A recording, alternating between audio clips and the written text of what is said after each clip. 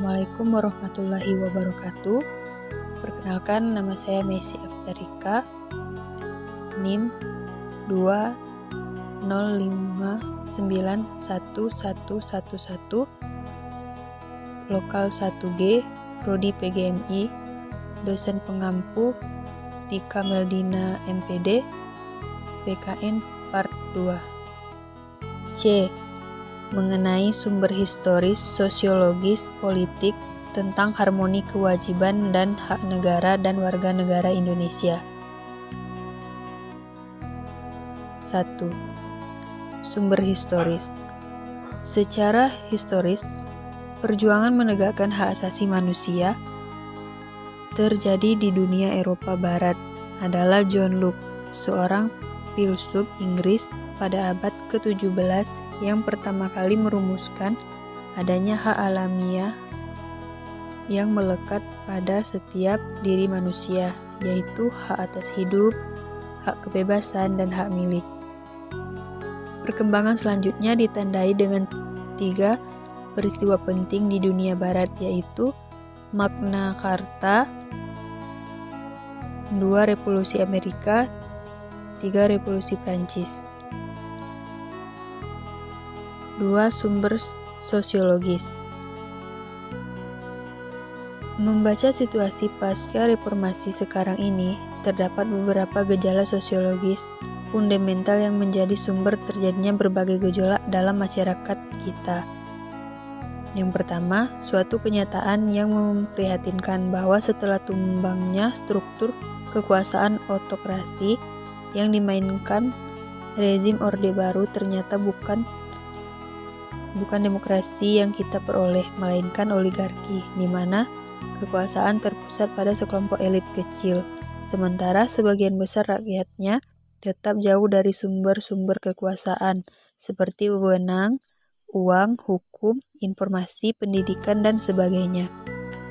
Yang kedua, sumber terjadinya berbagai gejolak dalam masyarakat kita saat ini adalah munculnya kebencian sosial budaya terselubung atau socio-kultural anomistry. Gejala ini muncul dan semakin menjadi-jadi pasca runtuhnya rezim Orde Baru. 3. Sumber politik. Sumber politik ialah sumber yang mendasari dinamika kewajiban dan hak negara dan warga negara Indonesia adalah proses dan hasil perubahan Undang-Undang Dasar Negara Republik Indonesia 1945 yang terjadi pada era reformasi. Pada awal reformasi, yaitu pertengahan tahun 1998,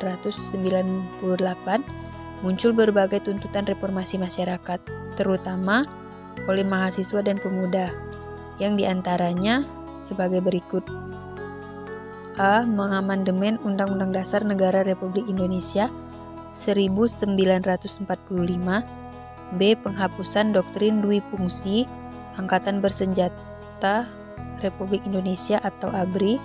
C. Menegakkan supremasi hukum, penghormatan hak asasi manusia atau HAM, serta pembahasan korupsi, kolusi, dan nepotisme atau KKN.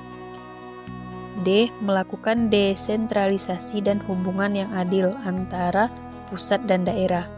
E. Otonomi daerah. F. Mewujudkan kebebasan pers. G. Mewujudkan kehidupan demokrasi. Dalam pengembangannya, tuntutan perubahan Undang-Undang Dasar Negara Republik Indonesia tahun 1945 menjadi kehidupan bangsa Indonesia.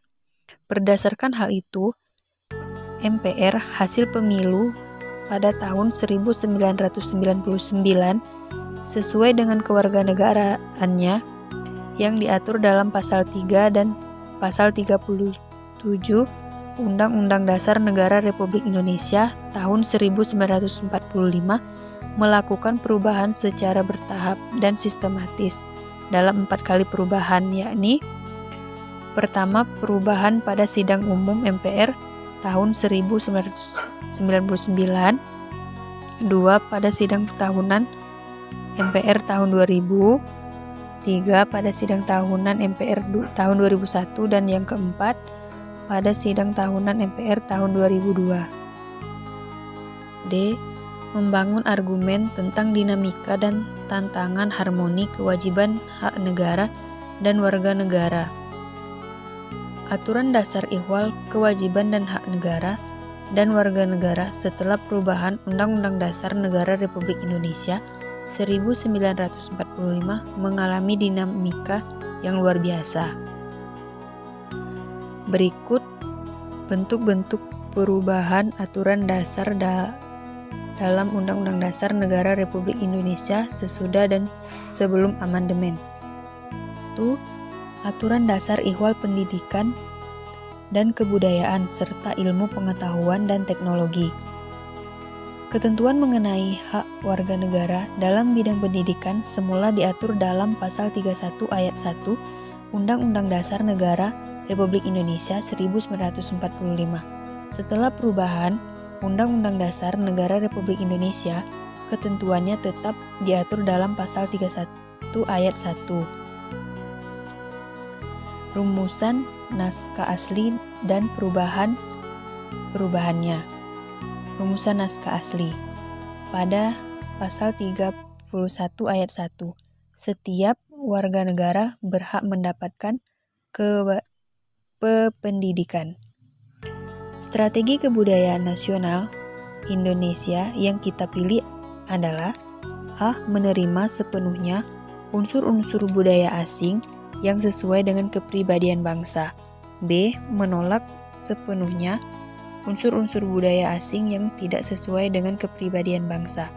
C. Menerima secara selektif unsur-unsur budaya asing yang belum jelas apakah sesuai atau bertentangan dengan kepribadian bangsa. 2. Aturan Dasar Ihwal Perekonomian Nasional dan Kesejahteraan Sosial. Ketentuan ini diatur dalam bab 915 dengan judul Kesejahteraan Sosial dan terdiri atas 2 pasal, yaitu Pasal 33 dengan 3 ayat dan Pasal 34 tanpa ayat.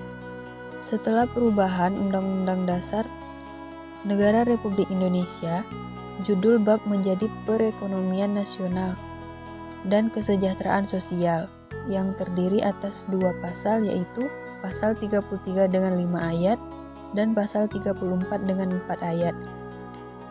Salah satu perubahan Pasal 33 terutama dimaksudkan untuk melengkapi aturan yang sudah diatur dalam perubahan Undang-Undang Dasar Negara Republik Indonesia 1945, yaitu A. Pasal 33 Ayat 1 Undang-Undang Dasar Negara Republik Indonesia 1945 menegaskan asas kekeluargaan. B. Pasal 33 Ayat 2 Undang-Undang Dasar Negara Republik Indonesia 1945 menegaskan cabang-cabang produksi yang penting bagi negara yang menguasai hajat hidup orang banyak harus disukai negara. C. Pasal 33 Ayat 3 Undang-Undang Dasar Negara Republik Indonesia 1945 menegaskan bahwa bumi, air, dan kekayaan alam terkandung di dalamnya harus disukai negara. D. Pasal 33 Ayat 4 Undang-Undang Dasar Negara Republik Indonesia 1945 menegaskan tentang prinsip-prinsip perekonomian nasional yang perlu dicantumkan guna melengkapi ketentuan dalam Pasal 33 Ayat 1, 2, dan 3 Undang-Undang Dasar Negara Republik Indonesia tahun 1945. Maka dalam Pasal 34 Undang-Undang Dasar Negara Republik Indonesia terdapat upaya memajukan kesejahteraan umum. Lebih dijabarkan lagi ke dalam fungsi-fungsi negara untuk A. Mengembangkan sistem jaminan sosial bagi seluruh rakyat. B. Memperdayakan masyarakat yang lemah dan tidak mampu. C. Menyediakan fasilitas pelayanan kesehatan yang layak. D. Menjadikan fasilitas pelayanan umum yang layak. 3. Aturan Dasar Ihwal Pertahanan dan Keamanan Negara. Setelah perubahan Undang-Undang Dasar Negara Republik Indonesia 1945, ketentuan mengenai hak kewajiban dalam usaha pertahanan dan keamanan negara pada pasal 31 ayat 1 Undang-Undang Dasar Negara Republik Indonesia merupakan penerapan ketentuan pasal 27 ayat 3 Undang-Undang Dasar Negara Republik Indonesia. Pasal 30 ayat 2 Undang-Undang Dasar Negara Republik Indonesia 1945 menegaskan usaha pertahanan dan keamanan negara yang dilaksanakan melalui sistem pertahanan dan keamanan rakyat semesta oleh Tentara Nasional Indonesia dan Kepolisian Negara Republik Indonesia sebagai komponen utama dan rakyat sebagai komponen atau kekuatan pendukung. 4. Aturan Dasar Ihwal Hak dan Kewajiban Asasi Manusia. Jika sebelumnya perihal hak-hak dasar yang diatur dalam Undang-Undang Dasar Negara Republik Indonesia 1945 hanya tercatat pada pasal 27, 28, 29, 30, 31, 32, 33, dan 34, setelah amandemen keempat Undang-Undang Dasar Negara Republik Indonesia 1945, aturan dasar mengenai hal tersebut diatur tersendiri di bawah judul Hak Asasi Manusia atau HAM. Demikianlah penjelasan materi dari saya. Apabila ada kesalahan dan kekurangan, saya mohon maaf.